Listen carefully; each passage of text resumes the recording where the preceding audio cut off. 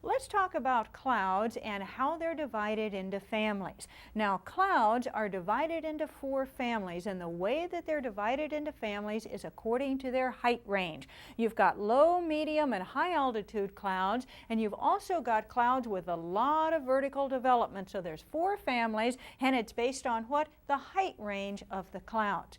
Now, sometimes when you see the name of a cloud, it includes the suffix nimbus along with it. And the suffix nimbus we used when naming a cloud simply means it's a rain cloud. It could be a nimbostratus, it could be a cumulonimbus. It simply means that the cloud has got rain inside it.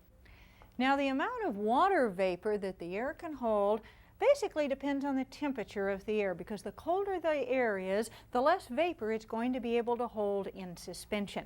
Now, when water vapor goes to the liquid state, we call that process condensation, and it's going to form clouds or fog or dew.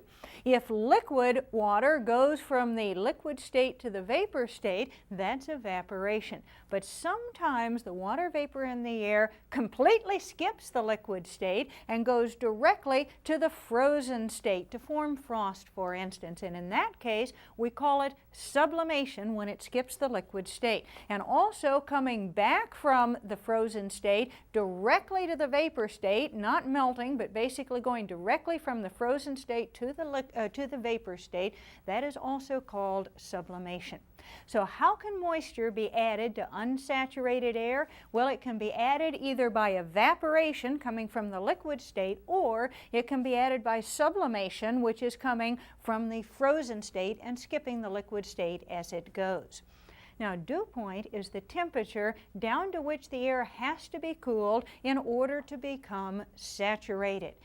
Clouds, fog, or dew will always form when water vapor condenses. When vapor goes from the vapor state to the liquid state, when it condenses, by definition, you'll get clouds, fog, or dew.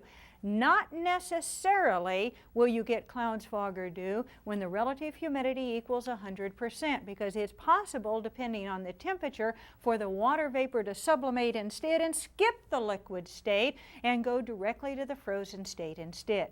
Now, if the spread between the temperature and the dew point, remember, is the saturation temperature of the air, if that spread is small and getting smaller, decreasing, fog or low clouds are very likely to develop.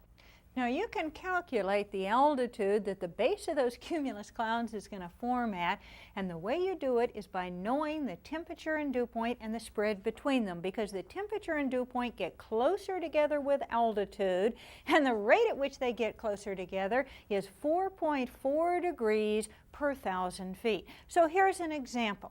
Let's assume the FAA says that the surface air temperature is 82 degrees Fahrenheit and the dew point is 38 degrees. And they want to know what altitude the base of the cumulus clouds would form at.